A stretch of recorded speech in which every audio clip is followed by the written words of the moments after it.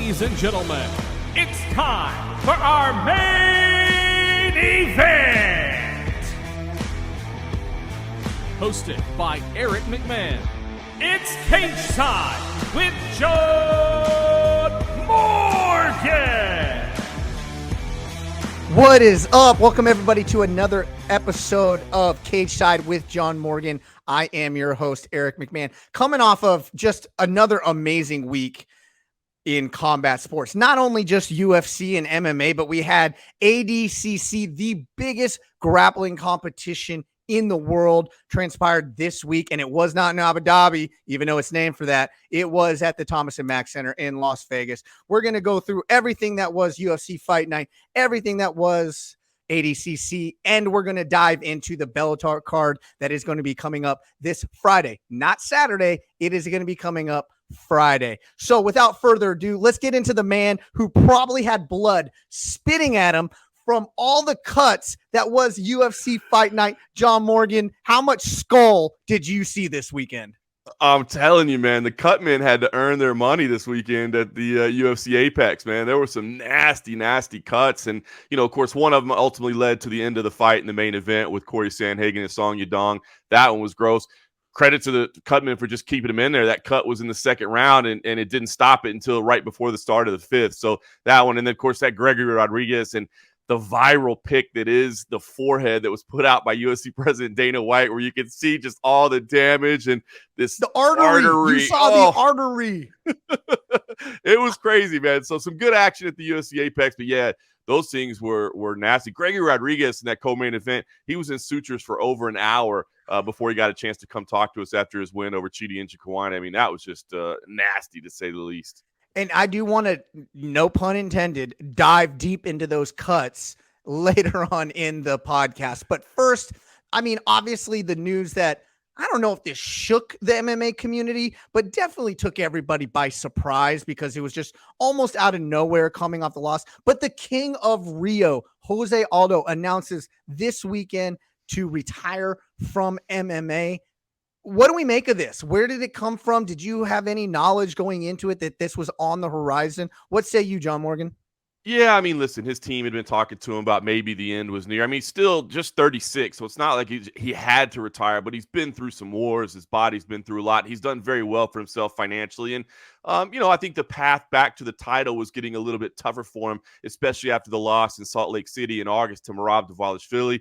He was a little bit flat that night, to say the least. You know, his defensive wrestling was sound as always, but there was just nothing there in terms of offense. And that really set him back in terms of getting back to the title. And when you're Jose Aldo, you know, when you fought at the highest level, you're not really interested in just going out there and having some fights. You're trying to, you know, compete for championships and nothing else. So, you know, the timing of it was a little bit surprising. The decision itself, we kind of knew was in the works. We thought he might fight out the last fight on his contract, but it was just kind of a matter of what kind of fight made sense. Instead, he negotiates with the UFC to kind of eliminate that last fight on his deal. And he may still pursue some other things. He's always talked about boxing. You know, we're seeing a lot of mixed martial artists do boxing. You know, you got Chris Cyborg making her boxing debut on Sunday in Brazil. Something like that may happen, but the UFC career is over, and it's a legendary one, Eric. I mean, there's just no doubt about it. You know, I tweeted after I saw this, I said, look, it's rare to reach the level of universal love and respect among your peers that Jose Aldo Jr. did. Legend doesn't even seem like a strong enough word. You will not find a more universally loved and respected athlete in UFC history. This man was a legend in and out of the cage.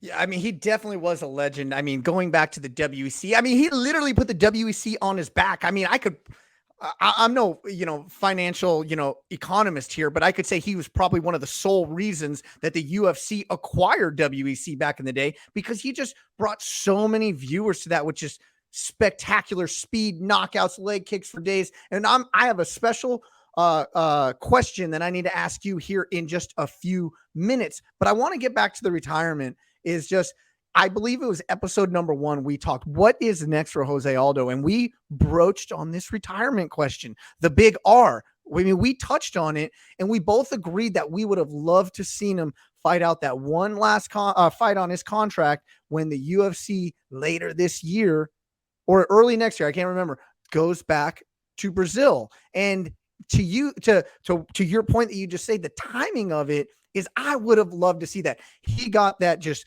legendary admiration of the fans in Salt Lake City. I wanted to see him get that in Brazil as well. Yeah, and that fight's going to be in January, and I'm a little bit surprised as well. I've seen a lot of people on social media, and I love this idea, say, that he should at least be a guest there and maybe play his walkout music and let him walk out, to his track, run this town. Obviously legendary, always came out to that one. Maybe maybe lay the gloves in the center of the cage, or, at least have a quick, speech, or, a quick word for the audience, because I'm telling you, you said it. It was so cool to see how much love and respect he got in Salt Lake City, Utah. But man, the love that he gets, they don't call him the King of Rio for nothing, man. He is a man of the people, and he is so beloved in his native country. So I'm sure he'll be there in some fashion. It would have been cool to see him fight, but at the very least, they got to honor him in January in Brazil. I mean, he is the King of Rio. You would have to, right? I mean, just because talking about this guy just brings up so many memories from like a lifelong mixed martial arts fan like myself, a lifelong mixed martial artist that I am, is that I have just these things replaying in my head, the Jose Aldo moments that you will never forget. So that begs a question. When I was prepping for today, I wanted to say, what are your 2 favorite Jose Aldo moments? Man, there's so many to pick from, right? I mean, he had some iconic moments, but off the top of my head, I think the ones that stand out to me are honestly against the same opponent, the 2 fights with Chad Mendes. I mean, Chad Mendes, a phenomenal athlete, phenomenal fighter, did some great things in his career, but he fought him twice in Brazil, and there were such iconic scenes from each of them. The first one, you have this knee. I mean, this smooth, like, Chad Mendes is shooting in for a takedown. He's controlling against the fence. Jose Aldo, in one fluid movement, breaks the grip, turns and spins and hits this knee and knocks out Chad Mendes with 1 second left. And then, of course, as he would in Brazil, jumps out of the cage and goes into the crowd and celebrating with the people. Unbelievable. And then, of course, the rematch went to a decision at UFC 179, but I'll never forget, that fight was so good between the two of them. And the thing that will always stand out for me is at the end of round 1, they're flurrying against each other and the bell sounds, but it was so loud inside the venue. You couldn't even hear the bell. I mean, I was there, Case. I was right there.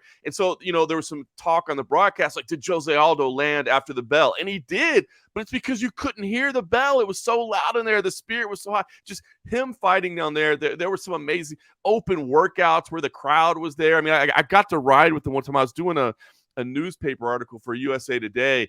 And so I left the open workout venue with him and his team and rode back, and we kind of did the interview in the van as we were heading back to the hotel. But getting through the crowd, it was like you were walking with the Beatles or something. You know what I mean? Just people going crazy everywhere. Oh man, just such a beloved figure and a dangerous fighter too, man.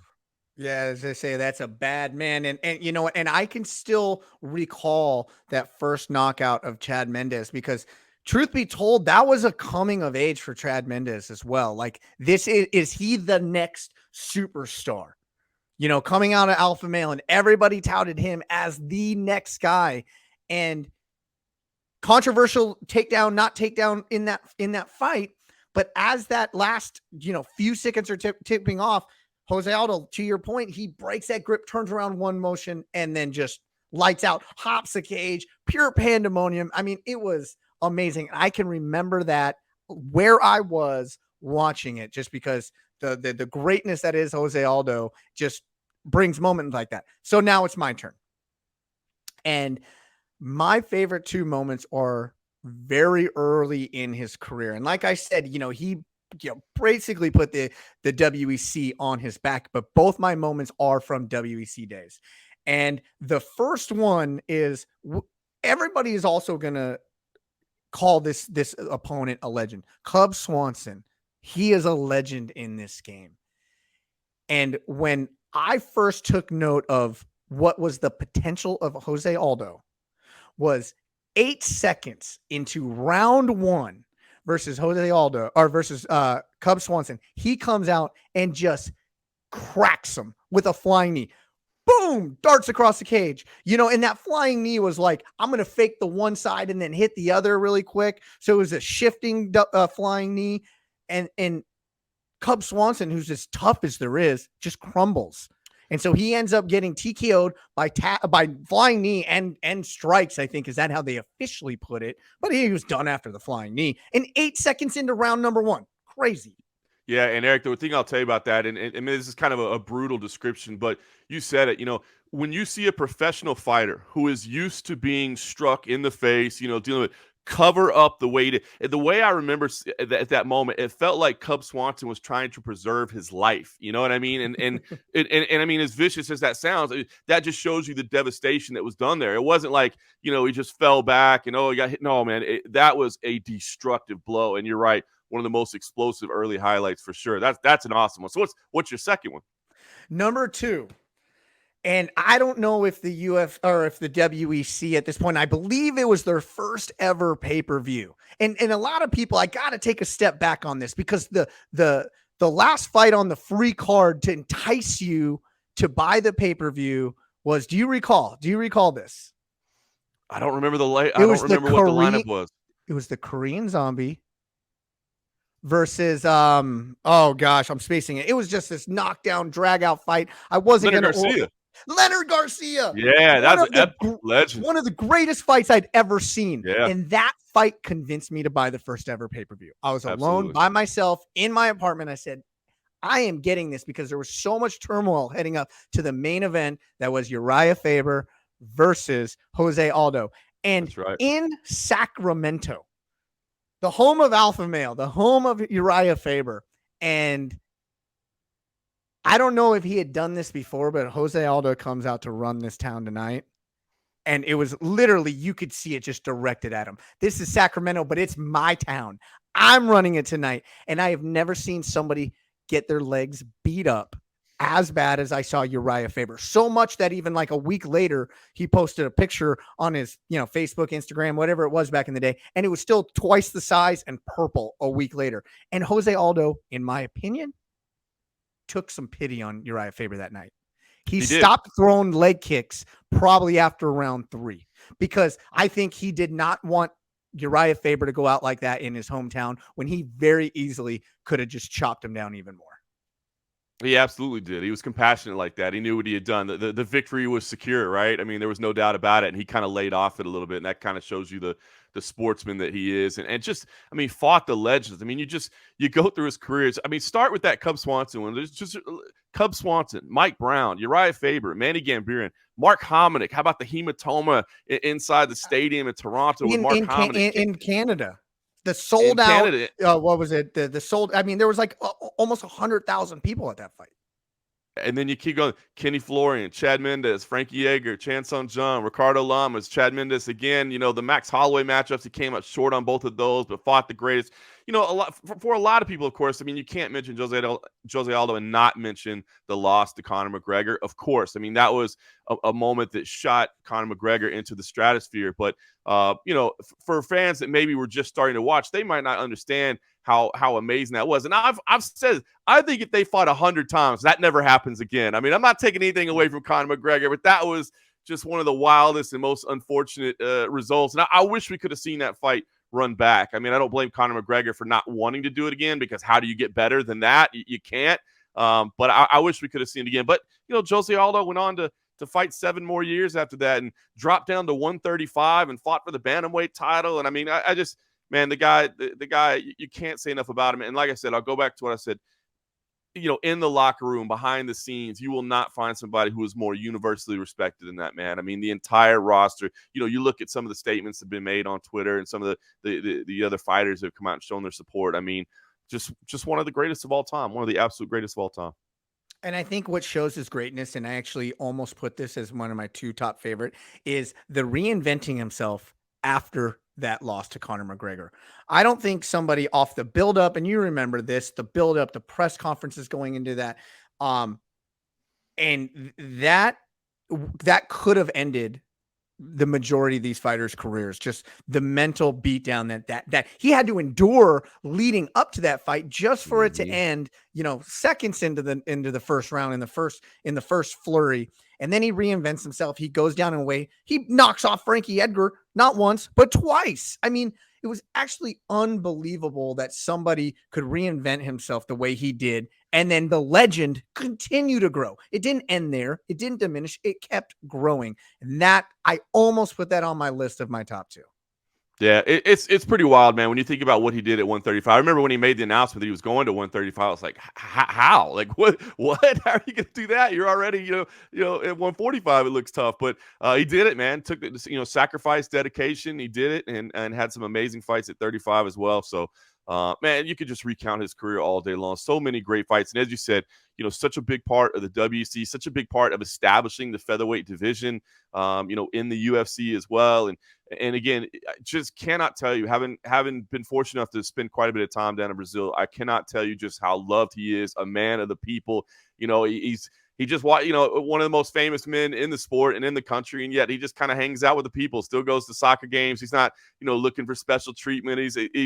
He wants to be among the people, man. He's a good dude, man, a great fighter and just a good dude. And just wish him the greatest success, whatever he does next. Just welcome a son into the world as well. I mean, so his family's growing. How cool is that? And like I said, I think we're going to see him, maybe do a little boxing, maybe do some other stuff. But I think he realized, again, just the path to a UFC championship wasn't really there right now after the setback to Merab Dvalishvili. And so at that point, you go, well, if you're not fighting for a title, then let's go do something else. And man, he's earned that right. You don't have more iconic careers than his. Well, it's marks of Jose Aldo that we both are. I really want to see that send-off, that proper send-off. But let's go ahead and transition. This past week, UFC Fight Nights. And have you ever heard that song? Shot, shot, shot, shot, shot. Cuts, cuts, cuts, cuts, cuts. Holy smokes. There was 2 cuts in this night that were just, not bad. They're horrific. So let's just start at the co-main event, right? The co-main event, Gregory Rodriguez versus Njokuani. And this is a banger. This is a 2-round banger. Rodriguez takes a knee right between the eyes. I've never seen a cut like that at that point. And it's just gushing. What'd you see? Your perspective, you were there. Yeah, to be honest with you, as soon as that knee landed, I thought this fight is over because you saw the way that Gregory Rodriguez, and it wasn't even just from the cut, it was just from the damage. I mean, he staggered back, he was rocked and wobbled, and I thought, Cheaty's about to tee off on him. But Gregory, kind of found that something deep inside and was like, no, I'm not going out like that, and continued to battle back. And they had some back and forth exchanges. And then, I think there was really an adrenaline dump for Chidi Njokuani because he came out in round 2 and Greg Rodriguez said he could sense it as well. The breathing was a little bit different. He started to tire. And it's kind of wild sometimes because you think people might hear, oh, the guy was tired after 5 minutes. I mean, these athletes are in phenomenal shape. But when you talk about the physical exertion that's in there and, of course, the adrenaline that goes in there as well, I mean, this is fight or flight situation in there. I mean, it's scary at times and it's chaotic in there. So, these guys could easily go run miles and miles and they're not going to get tired. But the type of energy exertion that you have in a battle like that, where you're getting rocked and you think you've got the fight won. I mean, it was crazy. And then Gregory Rodriguez comes back and lands the big shot. Once he gets on top of Chidi Njokuani, just kind of Chidi was stuck and he was wobbled and Gregory Rodriguez pounded him out there. So the comeback TKO win for Gregory Rodriguez. They get fight of the night, $50,000 bonuses to each of them for the back and forth war, deservedly so. But yeah, just that cut was nasty, and you thought it was going to end the fight, and it didn't. And Gregory Rodriguez came out and survived it and got the win in the second round. Pretty unbelievable. And then, as I said, then we go to talk to him afterwards. After the fight's over, we talked to the last couple of winners, and Gregory Rodriguez was actually the last person we talked to. He came in after the main event winner because he had been in sutures for an hour to get that thing sewn up. I mean, that's how much damage there was around there and how careful you had to be with it because of, as you said, that vein you could see in that now infamous social media picture that Dana White put out. So well, first of all, it wasn't stitched up. I mean, that is plastic surgery that they had to do on him. And it's amazing that they could do it on site, which, hey, hats off to the UFC for having essentially plastic surgeons in there to be able to do that. Yep. But I do want to ask one question. This is I guess we can, piggyback this question into the main event, but sitting there cage side as you were, do you realize how bad that cut is? Do you understand the ramifications of in the moment? We can see on TV, but cage side, are you like, I know you said it's in danger of getting stuck, but you said because of the blood flow, where were you at in the moment? Like, how did you realize how bad it was? was. Usually you don't, because what happens is those cuts happen and then blood starts coming out of it. Right now, the thing that is most evident is blood rushing into their eye, because if blood is flowing into their eye, then they can't see because they're closing it and they're having to wipe it away, and that's when a fight will stop. So that's why those cuts right above the brow line especially are dangerous, because again, if the fighter can't see, he clearly can't defend himself, and for fighter safety, you've got it in the fight. But what happens is the blood starts to flow out of that. If it's not going into the eye, you really honestly don't know how bad it is until the same moment that you at home gets to see it. It's when they go back to the corner and the cornerman sticks that towel on there and wipes the blood away, and you get that first look at it. And of course the camera's right on it, and we all do the same thing. And everybody on press row and even the fans, even though there's not a ton of fans in the Apex, there's a couple hundred people, they all have that same reaction at the same moment, where it's just it's gross. It was gross. It was. Most of them I'm infatuated with. The two from just the other night, I was like, oh, good Lord, dude. And that was wild because it stretched all the way across, the brow line, which is, again, that knee just kind of landed straight on the forehead. So a weird one, not one you see a whole lot. All right. So like I said, let's piggyback cut to cut. First off, which one was worse? I'm not sure, but let's go to the main event. Corey Sandhagen, Song Yadong was a banger. Got stopped in the fifth, or going into the fifth round. TKO doctor stoppage for the cut. I personally had it 2-2. I had Song Yadong winning the first two rounds. Second round was razor close. I still had him winning the first two rounds. Corey Sandhagen clearly winning 3 and 4, but who knows going into 5. But this cut, just talk us through this fight, because it was awesome. Well, I think, and you touched on the scoring there, which is kind of important, right? So an elbow basically is what causes the cut in round number 2. Song Yadong, this 24-year-old Chinese product who looks like he's going to be a killer for years to come, comes out and has a great first round against Corey Sandhagen, the perennial contender. Corey Sandhagen makes some adjustments in round number 2. I gave Corey Sandhagen round number 2, so I actually had it 3-1 after 4 rounds, but to your point, Eric, 2 of the judges had it scored the same way you do. So on 2 of the judges' scorecards, it was 2-2 heading into that 5th round. So had we gotten a 5th round, it would have been key. Now, I think Sandhagen had some momentum at that point, but that elbow causes the cut in round number 2. Referee Herb Dean has the doctor come in and take a look at it at the end of round 2. Doctor says it's okay. It's over the eye. It's pretty bad, but they say, look, it's not going into the eye. It looks like it's okay. But the thing is about that cut, and you ask which one was worse, I kind of feel like the Song Yadong cut was worse because it seemed like it was getting worse after each round. Like it was starting to stretch out a little bit because there was more damage being done. And I asked Corey afterwards, I'm like, did you start seeing that as a target and think, hey, but why don't I just keep attacking that? And he said, no, not so much, because I wanted to stick with my game plan. If you focus entirely on one thing, that's going to throw you off a little bit, especially against a guy as dangerous as that. So, the cut is inspected again at the end of round 3. Doctor says, okay. Cut is inspected again at the end of round 4. Doctor says, no, it's just getting worse. I don't like it. And so, at the time, I really didn't, and I still don't have a problem with the stoppage. Obviously, fighter safety is number 1, and you're talking about around the eye. I mean, there's nerves, there's all kinds of stuff that can happen. So at the time, I really didn't have a problem with it because I had it 3-1. So I thought, well, even if Song Yadong had won that final round, he was going to come up short. Then when you hear that on the scorecards, 2 judges did have it even, you think, man, we did kind of get robbed of a 5th round. But I'm telling you, that cut was nasty. And I think all of us sitting at press row were kind of looking at each other like, when are they going to stop this? They got to stop this thing. It was bad. But, you live to fight another day. And I think this is one of those results where, yes, Corey Sandhagen gets the win. He moves forward. Now he says, look, give me a Rob Dvalishvili or give me a Marlon Chito Vera. That's a matchup that makes sense to me, and both those do. But to me, it's the type of fight where you don't look at Song Yadong and say, oh, well, clearly that guy's not cut out for the top level. Like, no, he is. He's so young, and he's only going to get better. That guy's going to be around for a while. So it's a setback, but it's not one of those ones where you think, it's taking a step down in his career. Absolutely not. That guy's got a bright future. Yeah, and I think what a lot of people forget that happened in that second round. Maybe you did. Maybe I'm just a better judge than you, John. I don't know.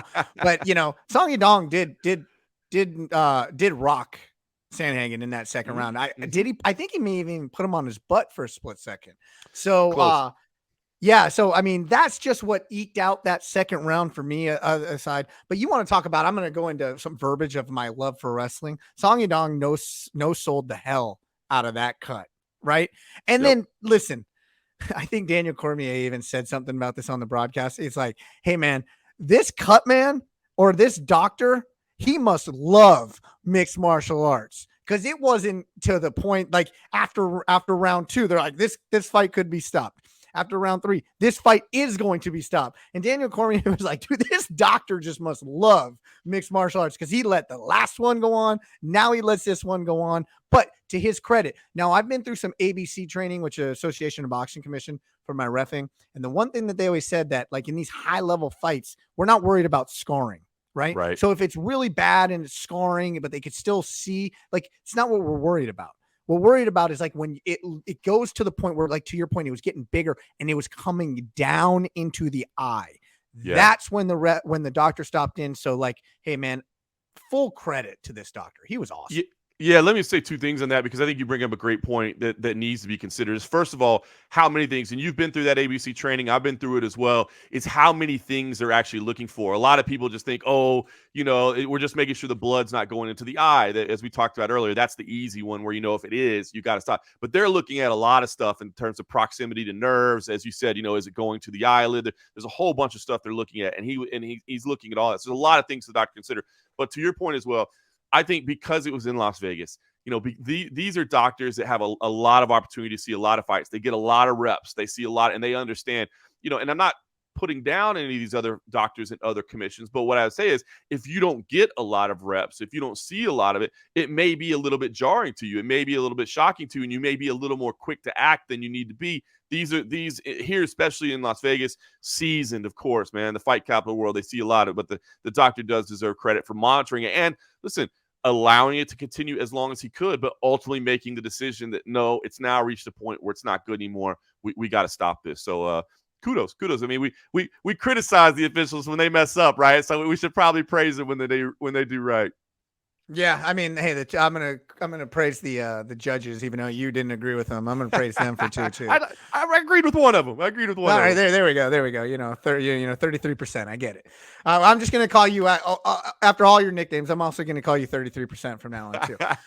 So hey, I know you weren't there. It was in Vegas. It blows my mind that you weren't there, but I'm a huge grappling fan. I'm a brown belt in jiu-jitsu. I've been grappling a long time, but ADCC this year in Vegas, it was unbelievable. And it was the return of Andre Galvao for the super fight with the King, Gordon Ryan. Did you follow much of this? Oh, yeah, absolutely. I was watching. It's funny you say that because, when they announced ADCC for the Thomas and Mack Center here in Las Vegas, I'm like you. I love grappling as well. Obviously commentate for Fury Professional Grappling on UFC Fight Pass, and I'm a fan, especially when you're talking about ADCC. I mean, that's grappling at the highest level, right? And so when they announced it for Las Vegas, I was like, well, I got to make sure, I got to see what the UFC schedule is going to be because obviously that impacts, my availability, but I want to check it out. But then by the time I realized, well, I can't go Saturday because I got fights, but I could probably go Sunday. Brother, it was sold out, man. I mean, it's so cool to see that it's sold out, man, because I feel like grappling, while obviously it's been around for a long time and ADCC has been around for a long time, it just feels like people are really starting to have some appreciation for it. And this was a pretty cool tournament. So bummed that I didn't get to go check it out in person, but yeah, definitely following it. Again, this is the absolute highest level of professional grappling. So I made a tweet last night that jiu-jitsu and grappling is not a fringe sport anymore. It's on the main stage. It's here to stay, and it is only getting bigger. And let's be honest, there's a lot of pioneers involved, but there is one man that we can attribute that to right now, and that is the King, Gordon Ryan. And I'm going to take you through day one. He has one decision victory, one submission by rear naked choke, clearly just kind of on cruise control. Day 2. Now semifinals and finals. And this is before his super fight. He does his regular weight class over 99 kilogram. He does his weight class, that tournament, just to then have a super fight with, arguably the one of the GOATs of all time in Andre Galvao. But day 1, he just wins his first 2 matches, looks spectacular doing it, but he's not outlaying too much energy. To day 2, semifinals, submits Roosevelt Souza in 11 seconds. In the semifinals of the ADCC championships, 11 seconds. Did you see that? Absolutely. I mean, how can that clip was everywhere. I mean, unbelievable. I mean, you get it done in 11 seconds at that high level. Incredible. Incredible. He just drops single leg X, goes into a, outside heel hook. Bam, it's over. Not to be outdone.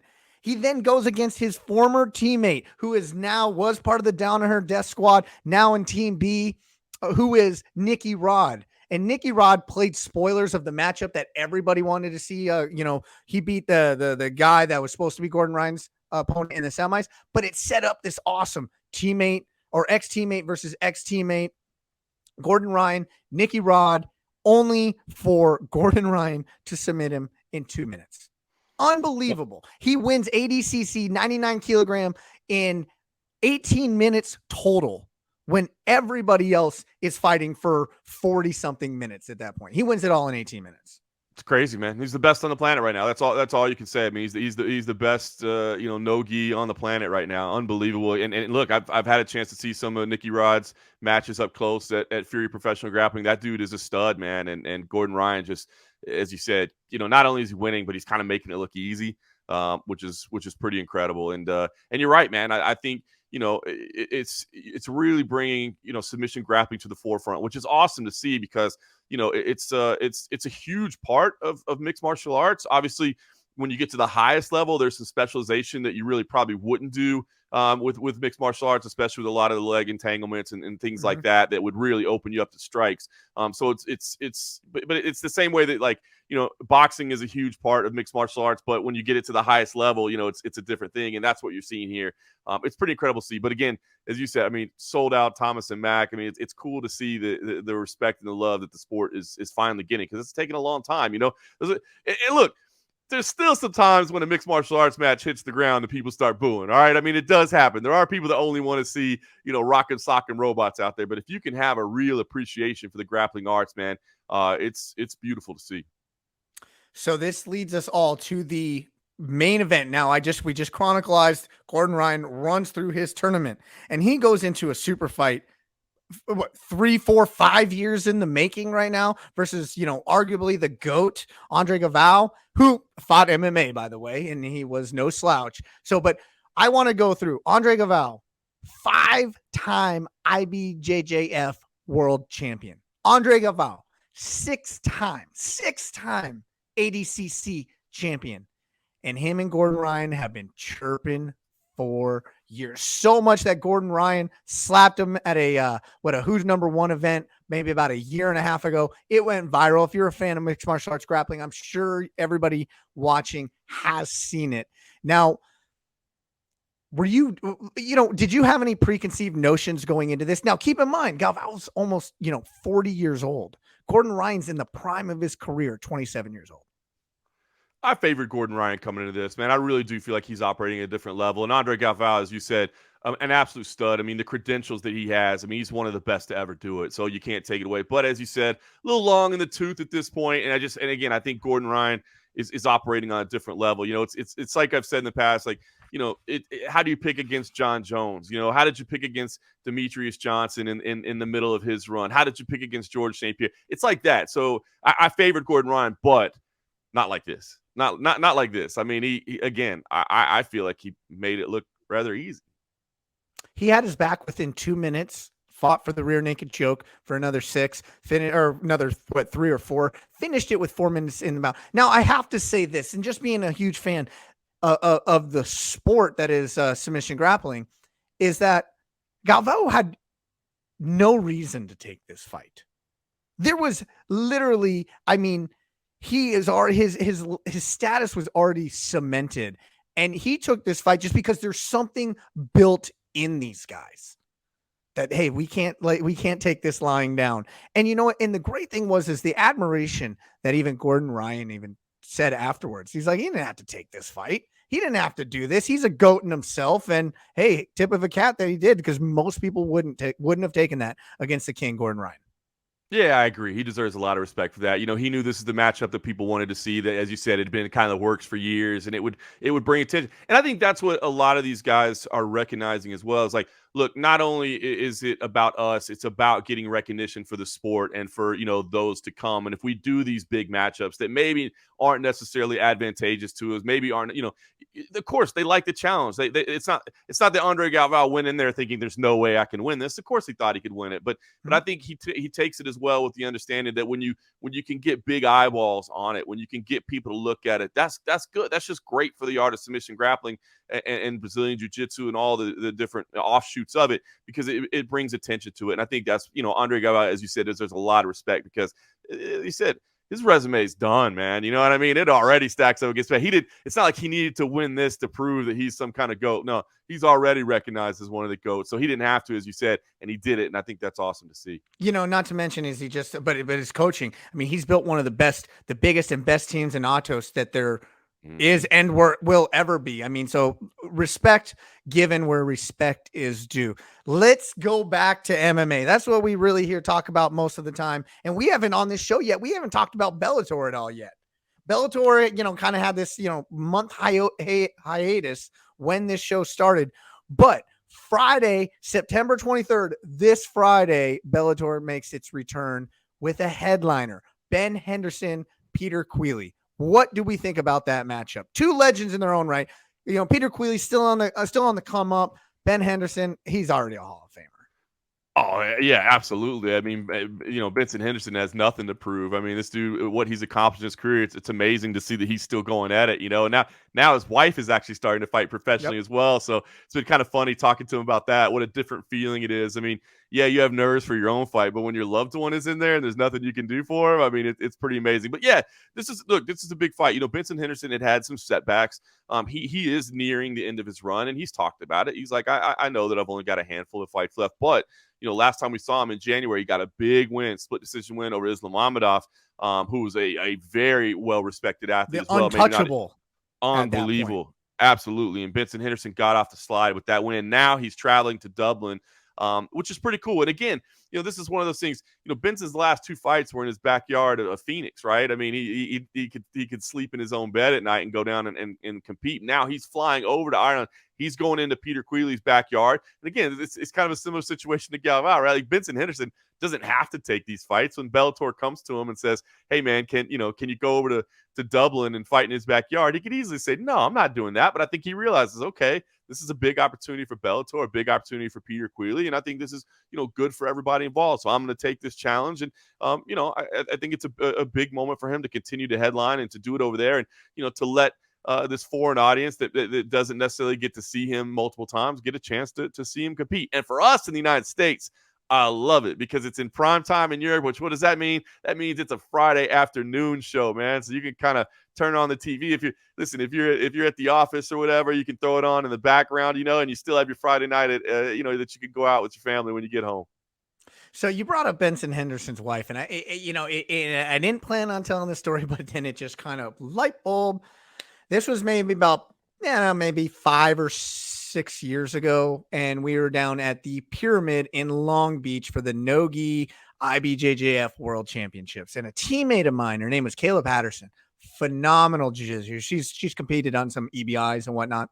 She faced off against Ben Henderson's wife in the purple belt adult finals. So I'm sitting there coaching Kayla, and Ben Henderson is coaching his wife. Now, Kayla, my teammate, she ended up coming out victory. She ended up, I believe, submitting her in the finals. But I'm not like the best technical coach, right? I'm not going to say, move your arm there. Let's go here. Let's go this. So I'm just purely motivational, right? Because her level was even surpassed mine at that point. And so I'm like, just keep going. Pressure, pressure, pressure. And I remember at one point I go, Kayla, you're breaking her. You're breaking her. Pressure, you're breaking her. Ben Henderson stood up and just kind of bowed up and turned to me. And I just went, you're right. And I just sat back down and I didn't coach anymore the rest of the match. But he didn't accost me at all. He didn't say a word to me. He just clearly did not like me saying that about his wife. He stood up, his shoulders went back, and he just turned and looked at me. And I just go, you're right. That's amazing. I can see it too. That's awesome, man. Yeah, Benson Henderson, truly a legend. It was, it's funny. We started the show talking about Jose Aldo, but it ties into the career of Benson Henderson as well. I mean, dating back to those WEC days as well. Those early matchups with Anthony and Jaquani, with Chidi's brother. Cowboy Cerrone in there, Jamie Varner. I mean, the early matchup with Anthony Pettis as well, and then of course made it over to the UFC as well, and captured a belt there. So very similar kind of timelines in their career, and now he's doing it in Bellator as well. So you think about it, I mean, it's crazy. Got to the WC in 2009. So for the past 13 years has been at the very highest level of the sport. He's only 8 fights into his career when he got to the WC. So the man has been doing it at the highest level of the sport for a long time. And now, is serving as a mentor as well. That you talk to the guys at the MMA lab, and they'll tell you, that team, by the way, is I mean, it's a John Crouch. I mean, amazing squad there, but they'll tell you that, when Benson Henderson is in the room, everything kind of steps up a notch. You know what I mean? It goes up another level, and he's really serving as a mentor to all those. But again, I mean, this is a relevant fight. It's not as if this was just some send off. Benson Henderson still ranked number 3 in the division right now in Bellator's official rankings. Peter Queally comes in at number 7. They've got some matchups lined up. You've got Usman Nurmagomedov at the top of the division. You got Tofik Musayev, who's an absolute killer as well. So I don't think we're talking about title contention right now, but it's still a very, very meaningful matchup at 155 pounds. But this fight puts them one step away. Right. Because Peter Queally in his last fight fought for the title. He fought in his home of Dublin, Ireland.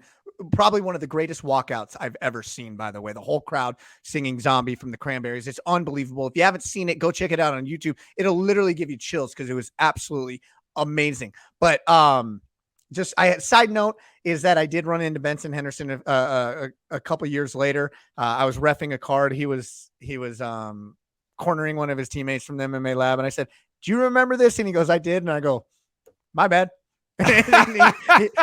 he laughed. We took a picture. It was all fun and games after that. He was like, "Hey, anytime you're in town back in Arizona," he's like, "come by and train. We'll roll together." I was like, "You got it." Hell no. But that's thanks awesome for the offer.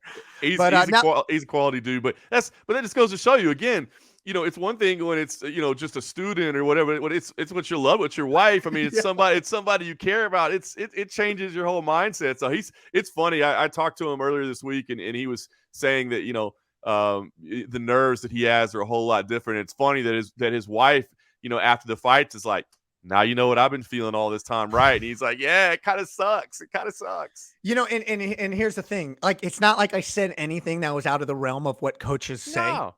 It was like, "Hey, you're breaking her. Keep pressure.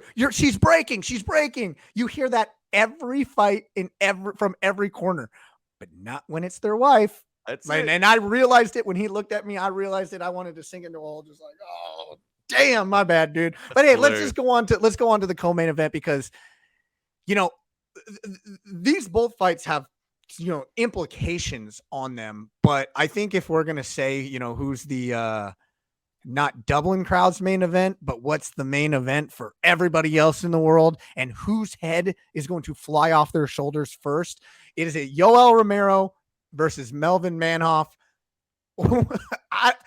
Set the stage for us with these two freaks. I mean, when you said 2 athletic freaks, I mean, just specimens, right? I mean, Yoel Romero, obviously, Olympic wrestler and did great things at the UFC, now over at Bellator as well. And the dude is just a chiseled piece of granite, at 45 years old, could go out there and win a bodybuilding contest at any point. But an athletic freak of nature. And then against Melvin Manhoff, who's 46 as well. I mean, it's been just knocking fools out for decades. I mean, one of the most dangerous strikers that has been in the sport. I mean, absolute dynamite in his hands. Now, the big key here, of course, is wrestling. So that's what's going to dictate how this thing plays out. I mean, you look at the odds. I was actually a little bit surprised, but when you think about, okay, Yoel Romero is actually a minus 800 favorite in some houses, which is at first struck me as like, well, that's a bit wild. But if he does turn to his wrestling, Yoel Romero should win this rather handily. Unfortunately, as dangerous as Melvin Manhoff has been throughout his career, he never really shored up the wrestling to a degree that, he could deal with an Olympic caliber wrestler. Not to say that he has no defensive wrestling whatsoever. Of course he does. He's a mixed martial artist with a ton of experience. But if Yoel knows that he wants to go out and just put on a show and he decides to just trade hands, he might get clipped. I mean, Melvin can knock out anybody. And this is one for us old school fans, and it definitely has the potential to provide some highlights as well. I mean, these are two legends of the game. And we haven't seen a lot of wrestling out of Yoel in recent years, but I think Nope. it's just because he's a freak and he can close distance faster than anybody.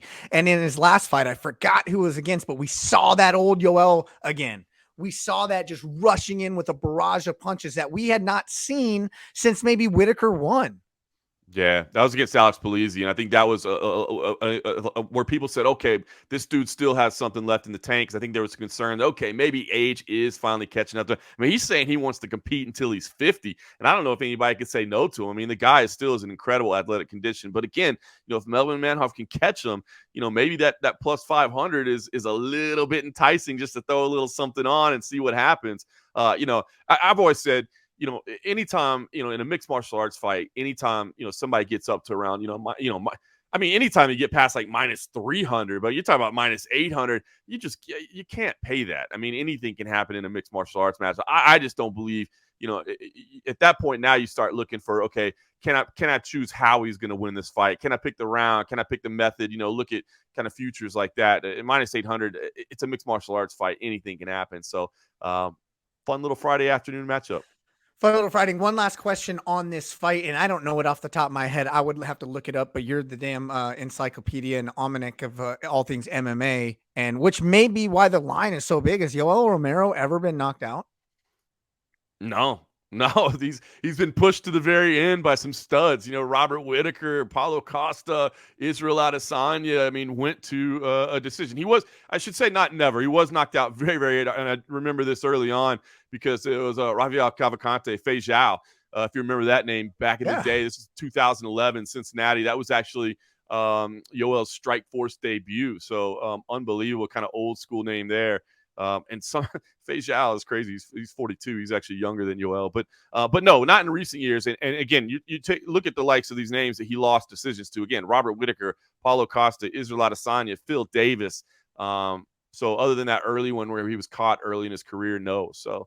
And that Phil Davis fight was very tentative. We were so taken back by his performance that night that, and then he rebounded in this last performance. But that was awesome. I'm tremendously looking forward to that fight. I think a betting odds should be also, is Ben Henderson going to fight with a toothpick in his mouth? They should definitely put a line on that. Crazy what he That's did. Plus that, 280. That's I just made the line. It's plus 280. Like, he has literally fought with a toothpick in his mouth. And a toothpick in his mouth, and it'll come out between rounds. He just tucks it in there in the side, and then in between rounds, he'll take it out and kind of chew on it a little bit. It's a habit of his. That's tremendously dangerous. That's incredibly dangerous. Are you puncturing your cheekbone, accidentally swallowing it or something? I mean, it's incredibly dangerous. It's getting silly. Stuck sideways in your neck like this. Like, what are we doing here? But hey, listen, if anybody can do it, it's Benson Henderson. Hey, we're wrapping up today on Cageside with John Morgan. I forgot to mention, if you want to follow me, I picked up another Twitter follower, which is awesome. Thank you, everybody. E_Mac Life, or to the encyclopedia man himself, John Morgan _MMA. Go ahead, follow us. You can listen to this on SoundCloud, Spotify, and Apple Podcasts, or you can see these pretty faces on YouTube or grindcitymedia.com. Coming up next week, we are going to go over the card that was would have just happened in Dublin, Ireland. Looking forward to how that all unfolds. We're going to start previewing some UFC cards that are coming up in the future. Got some monumental matchups coming up. But you got anything coming up this weekend exciting for us?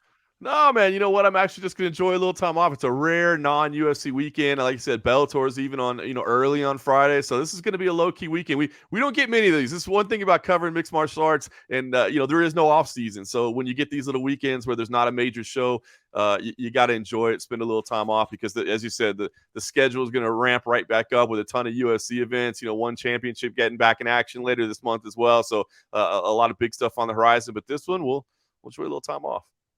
Awesome. And yeah, I don't really got much going on. I'll probably mow my lawn, do all those dad things that I do. And I'm sure these little rugrats are going to keep me busy. So a lot will pop up this weekend. I'm not going to get to relax. But anyways, thank you everybody for tuning into another episode. Thank you for the positive feedback. Things are going so well. And we really thank each and every listener. Remember, give us a like, give us a click, give us a follow, give us a review. We always appreciate it. Cageside with John Morgan, for John Morgan. I am Eric McMahon, and we will see you next week.